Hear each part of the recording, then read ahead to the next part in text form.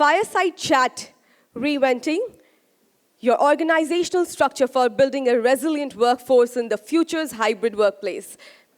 I would like to invite Ms. Sakshee Sood, Head Talent, OD and L&D, DEI, Nivea India Private Limited. Ms. Sakshee Sood, a dynamic HR leader with 14 plus years of experience, excels in driving cross-cultural teams, adept in integrated talent management, leadership development, and strategic HR partnering.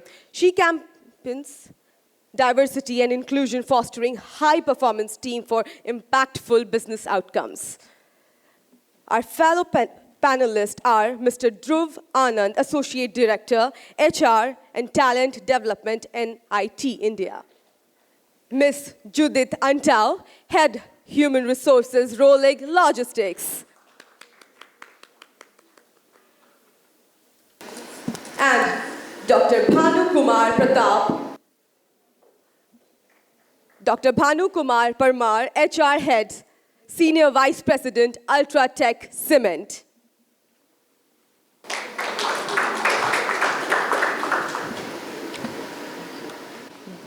Good afternoon, everyone. How are you all doing? Okay, I'm very cognizant of the fact that me and my fellow panel members are standing between you and your lunch, so we'll try and make this a little more fun for you. This fireside chat is absolutely on fire at this point in time. The ticker is already ticking, so let's just get on to what we are speaking about today. Does everyone have an idea of what are we going to speak about today? We're speaking about something which in a way segues from what the last speaker here, Mr. Khalil, if I'm getting his name right, was speaking about. How many of you here really think that we are going to be wiped out by AI? Any hands in the air? Some of you do think. Those of you who do not think or do not want to be wiped out by AI are the people who should be sitting here and hearing us in this discussion, because we are going to now speak about resilience. How do we build a resilient workforce by, figuring out things which the HR team people can do. Let's just break it down. What is resilience? This is an often, I should say, misused word, but let's just understand what resilience is. Resilience is really figuring out how can you withstand the pressures of time. There are many organizations which have been there for a really long time. How have they withstood the time pressure? How many of you here can predict the future? Can anyone? All right. If no one can, then let's just understand what can we do about it. The future is going to come, the disruptors are going to come. What really is it that you can do? So my panel members, my co-panel members are going to go deeper into what are the different elements in which HR can help their organization build resilience. But let me just focus on 2-3 things which definitely come to my mind. If you cannot predict the future, you can at least bring in the right kind of people, the high potential, high performing people who we call as talent, to estimate and really do something about it. So what do? First thing, you get in the right people. If you can't do the job yourself, at least get in the right people to do this, because they can estimate what can go wrong or what is coming and then work on it. 2, can you really bring in a hybrid workforce and understand how best to engage your people? Absolutely. So these are some of the things that HR people can do, and we'll get in deeper into the discussions. But let me start with the first question that I have for my fellow panel member, Anand. How can organizations strike the right balance between remote and in-person work to build a resilient workforce in the hybrid future? Sure. Thank you so much, and good afternoon, everybody. Thank you for bringing us on this platform and giving this opportunity to express our thoughts. So if I go back 4 years ago, we as an organization definitely, had a strict 5 days working. When we say 5 days working, of course, 5 days working at work, at your office place. Then, of course, thanks to COVID, why I'm saying thanks, because it really gave us the exposure, and it gave us that flexibility to be able to do what we are currently being able to. And today, it's actually a blend of both. my team members who were there as a part of this team, they will be thinking of this because when they used to 4 years ago ask that, Anand, can I work from home? And the answer was, what is work from home? And I have no shame in saying that yes, I have done that. I have told them, no, छुट्टी ले या office आ जा, या दोनों में से एक नहीं होगा, work from home नहीं होगा.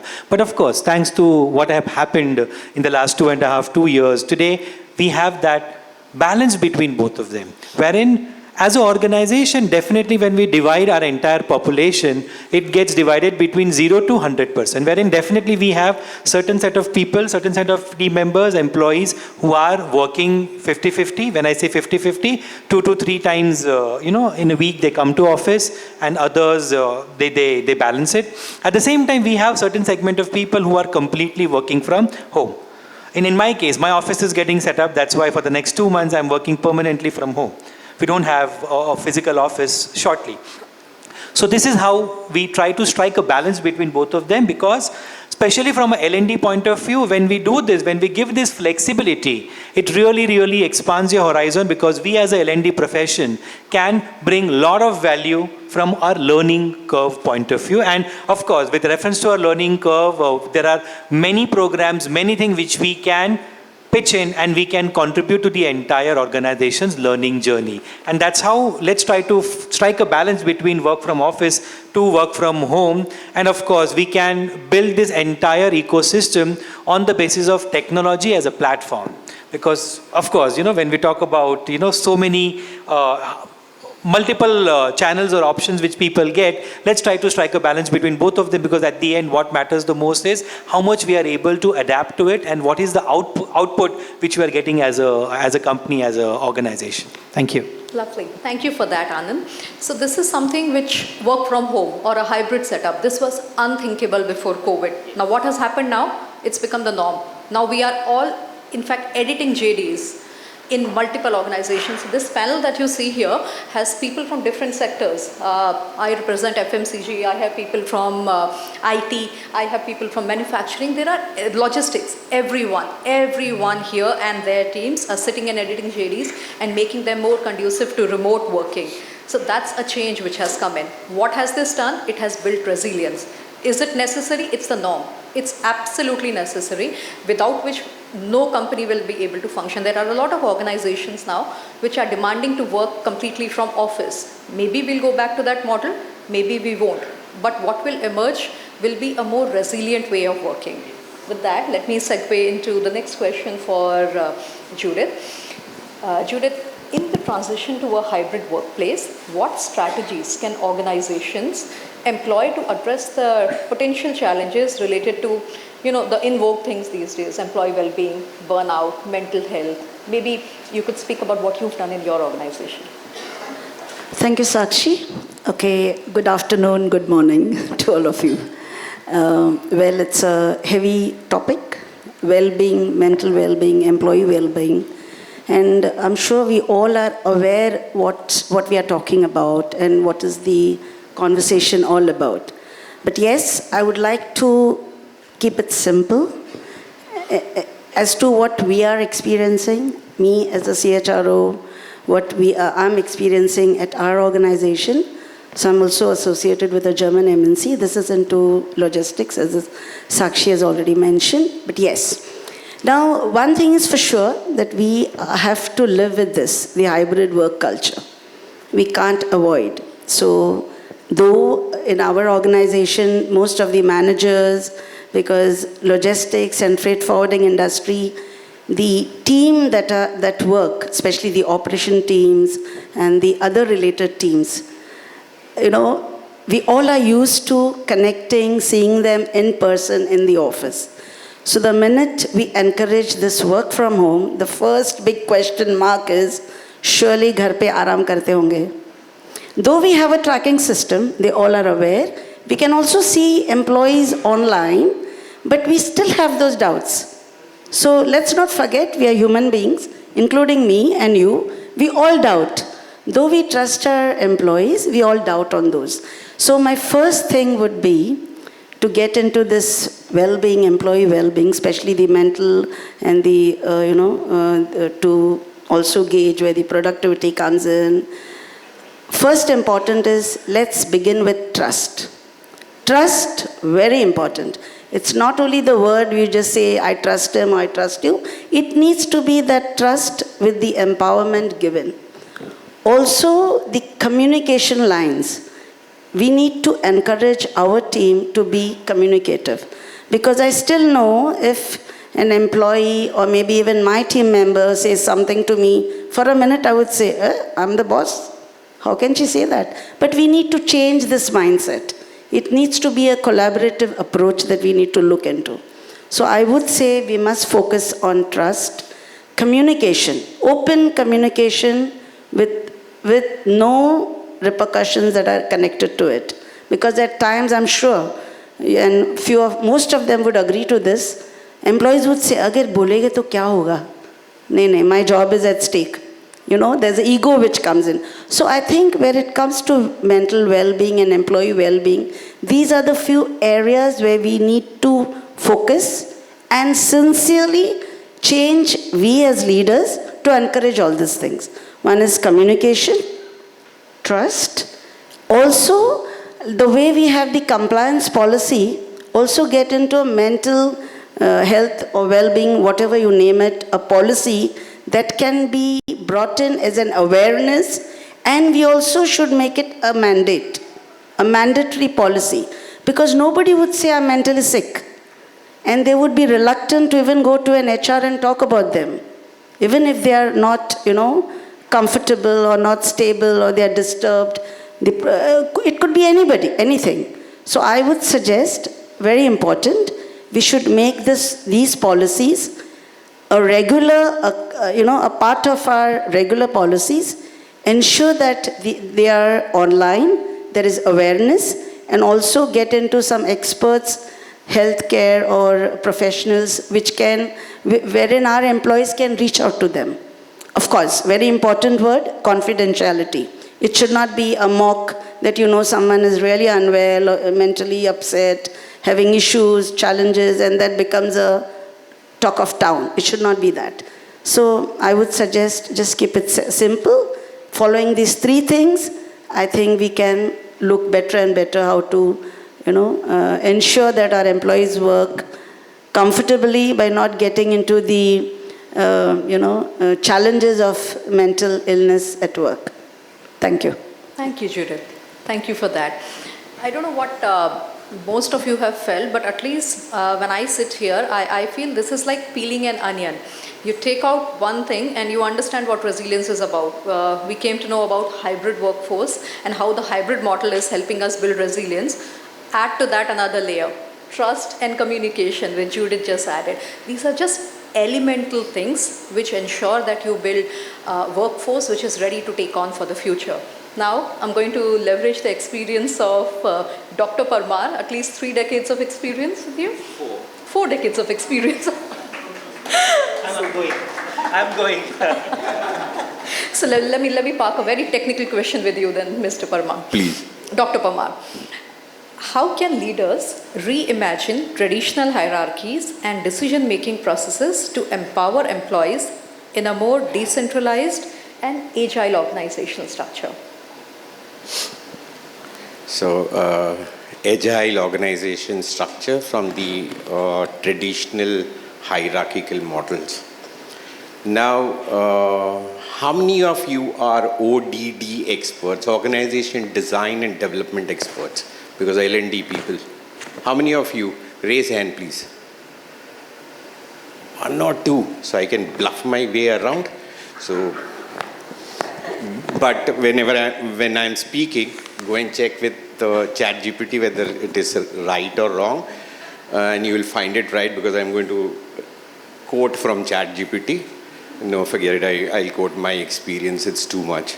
So, Mitzberg in 1980s, 79, 80s, coined the word bureaucracy and ad hocicity.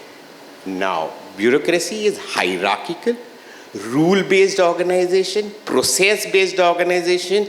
To an extent, you all are all, me included, working in that. And when you talk about agile as a principle is very flexible. One, it is flexible. Two, hierarchy is less. In some cases, it networks of team, and the decision making is very fast. Principle is customer centric and customer focus.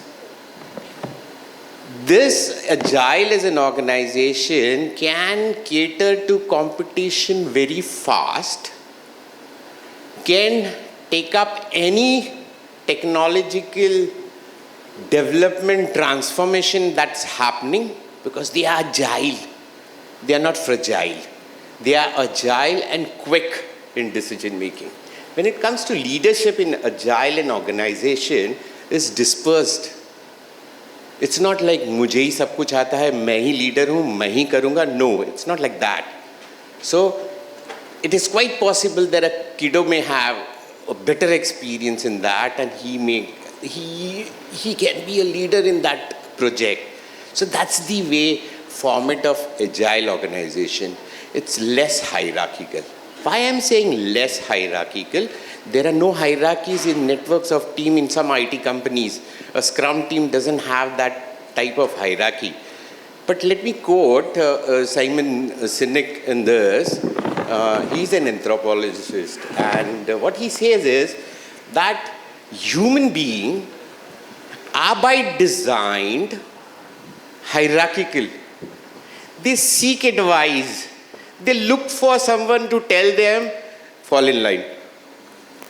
So by default, we are hierarchical, and we are trying to something do agile and network of the organization. So some tweak that we need to learn from behavioral science and do this organization. I am not saying structure, I am saying design. There's a difference between structure and design.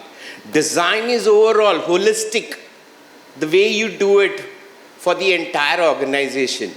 And for last 4 decades, I must have designed a lot of organization change and design structures for a lot of companies, including Bharat Petroleum, Reliance Communication, or Reliance Industries, and now into Aditya Birla Ultratech, designed here also. It's a art and a science to do that. And when you want to have that agile, like Judy mentioned, you need to have that trust and empowerment. Now, talking about trust, you all must be talking about trust the whole day. Yes or no? Sometimes. How many of you talk about trust once in a month? Everyone. How many of you do attendance monitoring system for your people? So you talk about trust. So you talk about trust and you do monitoring. Congratulations. You will have agile and organization. Thank you. Thank you for that, Mr. Parmar. I'm going to circle back to you, Anand. And I have another question. Now we're coming to something which, like, all of us speak about, technology. As per you, what role does technology play in shaping the future org structure? And how can it be leveraged to, of course, enhance resilience and productivity? So the current phase which we are into, we are going through a lot of transition as an organization. So we as a company, we were into data center business, then we moved to technology, and now we have been a global MNC. So, personally, there are a lot of transitions which has happened from a hierarchy and from a learning perspective. But sticking to basic, we as a L&D profession, something which I am really, really proud of, and I think, that is something which we have to stick to, is have your basic L&D framework. Stick to your basics, and we as an organization, we have certain mandatory, learning and development initiatives as an organization which we follow. At the same time, with the new era, with the new world coming into, wherein we are leveraging a lot of tools from a technology point of view and giving this learning experience to our employees, because at the end what matters the most is, let's not have a mundane experience. There are certain things which definitely be there as a part of your learning hierarchy, as a part of your learning culture. But yes, we as an organization need to be little flexible here and try to give lot of options. When I say options, because the standard monotony has to be broken, and we have to give multiple options to our team members, our employees, to be able to learn from the entire experience which they are getting into. Because something which I am strongly believe into something is, a happy employee makes a happy organization, and happy organization makes a happy employee. So all this can be circled back. In the interest of time, definitely we need to keep our L&D framework ready. At the same time, with all these innovations and new technology and multiple options coming in, let's stick to our basics and ensure that we are able to get the best out of it. Thank Absolutely. you. Thank you for that, Anand. In fact, that reminds me of something, and I want to chime in here and just very quickly speak about something which we are currently grappling with. I work for Nivea, and it's a sales-focused organization. More than 85% of my workforce is sales-based. So that means I'm talking of feet-on-street people. This is remote, dispersed workforce who works primarily unsupervised. Now, one challenge that technology can help us with is really figuring out, how can I build a learning culture with these people who I cannot even supervise on a daily basis? Which is when we go back to the basics which Anand was speaking about. Get your basics right. Ensure that you build the right culture. We've not cracked the code. Let me be honest. We've not cracked the code as yet. We are on a journey. We're trying to figure that out. But that is something which will really pivot your organization from any organization that you work for, irrespective of the sector. Pivot it into the new trajectory of growth, which makes it withstanding the forces which are going to come up, any disruptive forces. And then just to add this one liner, the day you stop learning is the day you stop growing. Absolutely. That's the one word answer for the entire discussion. Yes, thank you for that. Judith, very quickly in the interest of time, I'm going to move to you and pose another question to you. How should leaders adapt their leadership styles to effectively manage and lead teams in a hybrid work environment and really consider the external factors of evolving dynamics? Interesting question. So we all are leaders here. Now the question is, how do we adapt our leadership style in this hybrid work culture? To begin with, of course, as I said, I would reiterate, hybrid stays with us. So now as leaders, again, I believe in keeping things simple and not getting into more of complications. It needs to be a combination of both traditional and the modern views and opinions going forward. So basically, when I say traditional, of course, 9 to 5, office time comes in there, hybrid flexibility, work from home. So we need to, as leaders, try to adapt and see how our team, or rather the culture that we have created in our own organizations, how they work. What type of an employees do we have? All employees are the same, but still, what is the culture that's being dominated there? That's very important. So I would not get into the different type of leadership. There'll be situational, there'll be autocratic, etc., etc. We are not getting into that. But yes, for me, it would be, let's make or rather, we should communicate to our team what are we expecting out of them. Make things clear. It needs to be in a very assertive manner. And I would come back to the same word, everything begins with communication and trust. Nothing goes, without that. Once that is there, the ground is formed and then I think the culture sips in. So you can look at communicating what is expected out of the team, how they work. Even if you're looking at a work from home model, hybrid model, how it works. The policy needs to be very, very clear with no ambiguity at all, because we are facing that. What happens is, though it's a 40-60 ratio formula used, you will always find employees taking an off on Monday or on Friday. So now what do we do? There is a policy chalked out, but still it needs to be refined and made it better. So my point here is, again, we need to look at all these aspects, how it goes well with the team. Needs to be very clear what needs to be followed in a hybrid work culture. Coming back to the leadership again, appreciation. I think most of the time, or most of us, we miss on that. We don't have to wait for those big wins to appreciate. It could be small wins, small gestures, and that works a long way. It helps the team to acknowledge the leader and the organization as well. So I would look at that.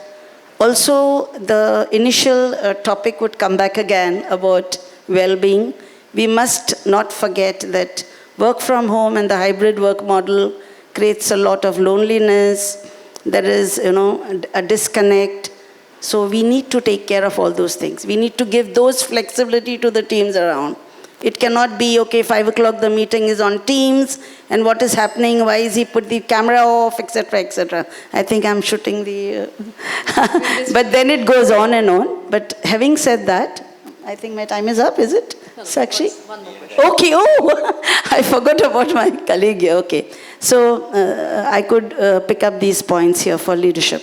So look at your own, team. See how best, what is the culture prevailing there. We can't copy what's happening in the other organization, that's for sure. So we need to look at our area, the culture that we are into, and then go forward. Thank you. Thank you, Judith. And Mr. Parmar, very, very quickly, as we navigate the future of work, what really can the HR departments do in supporting this organization shift, one towards the hybrid structure, and two towards facilitating a continuous improvement in the productivity? What can we really do? So need to be quick. So in terms of getting into a hybrid, now let's get back to flashback 3 years back and what happened. Suddenly lockdown, and suddenly everyone was on remote. That point of time, few IT companies had this model as to work from home, but no one had a model or playbook or rules for entire organization to work from home. So every organization got into this, learning itself and getting into this policies, procedures, practices, but till date, let me vouch for it, till date, hardly 30% of people have the entire gamut of work from home procedures in place. I'll have, how many of you work from home, remote working? Right. So, of all those people who have raised their hand, how many of your compensation has changed? Array. It's lowered? No. So anyway, by default, you have gained 30% extra. Anyone disagrees with me? So just imagine if it is not done with you, it's not done anywhere else. So compensation is the biggest part. A lot of other challenges nobody has got into. Need to get into, and that's what is required. Now I cannot take too much of time, it's time up, but entire HR offerings which you have, from the structure part of this, dabba dabba hota organization structure. In those dabbas, you have all names. You still don't have a ChatGPT name in one of the dabbas. You don't have still a robo name in one of these dabbas. You need to have that. That's the organization design change which is not there. It starts from there. What we are talking about in terms of hybrid working, कि यार mental wellness का एक program करा दे, कोई poster competition करवा दे, कोई walkathon करवा दे, hackathon करवा दे, ये कुछ तो program करवा दे, कौन आ रहा है, कोई कंसल्टेंट है, करवा दे. Don't get into that L&D, guys. Thank you. All right, thank you so very much to the board of panelists and moderators. Now I would like to call Ms. Niharika Gadiyar from Aon to felicitate our board of panelists and moderators. Give it up for Ms. Niharika Gadiyar.